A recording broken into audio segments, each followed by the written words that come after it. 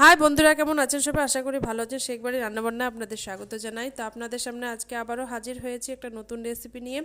তো চলে এসেছি আজকে আপনাদের সঙ্গে শেয়ার করব বাঁধাকপির ঘন্ট রেসিপি। তো কিভাবে এবং কি কি উপকরণ দিয়ে আমি বাঁধাকপির ঘন্ট রেসিপি করে দেখাবো, সেটা দেখার জন্য ভিডিওটি প্রথম থেকে শেষ পর্যন্ত দেখতে থাকুন। আর ভালো লাগলে অবশ্যই চ্যানেলটিকে সাবস্ক্রাইব করুন। তো চলুন রেসিপিটি শুরু করি।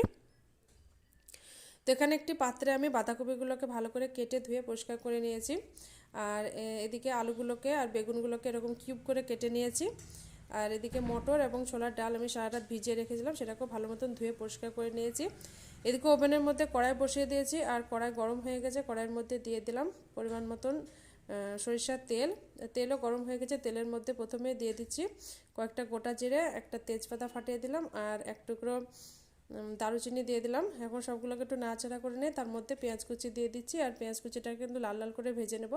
তো দেখতে পাচ্ছেন পেঁয়াজ কুচিটা লাল লাল করে ভেজে নেওয়া হয়ে গেছে। এই পর্যায়ে আমি 2 চা চামচ আদা রসুনের পেস্ট দিয়ে দিলাম।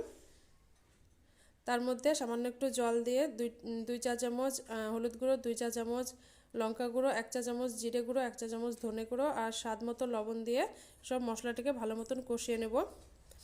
তো মশলা ভালো মতন কষানো হয়ে গেছে। এই পর্যায়ে আমি কেটে রাখা বাঁধাকপিগুলো ভালো কড়াইয়ের মধ্যে দিয়ে দিচ্ছি। আর বাঁধাকপিগুলো দেওয়ার পর একটু নাড়াচাড়া করে নেব।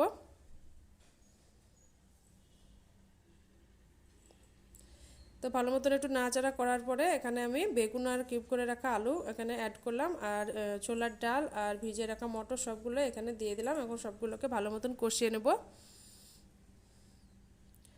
তো সবাই জানেন বাঁধাকপি থেকে কিন্তু জল ছাড়ে। তো যতক্ষণ না জল শুকিয়ে আসে ততক্ষণ কিন্তু অনবরত নাড়াচাড়া করে কষিয়ে নেব।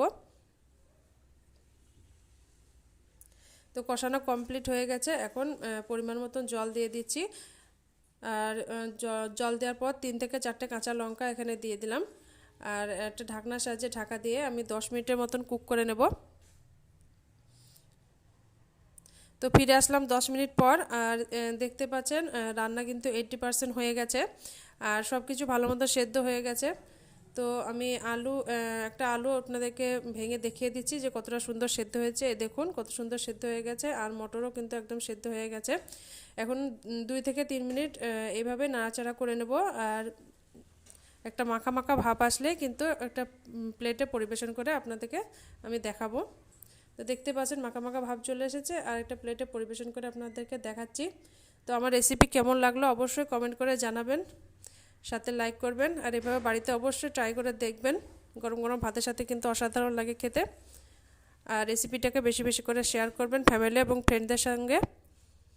আর ভালো লাগলে চ্যানেলটিকে অবশ্যই সাবস্ক্রাইব করে বেল আইকনটি প্রেস করে রাখবেন, যাতে নিত্য নতুন ভিডিওর আপলোড সবার আগে আপনাদের কাছে পৌঁছে যায়। সবাই ভালো থাকবেন, সুস্থ থাকবেন। আজকের মতন বিদায় নিচ্ছি।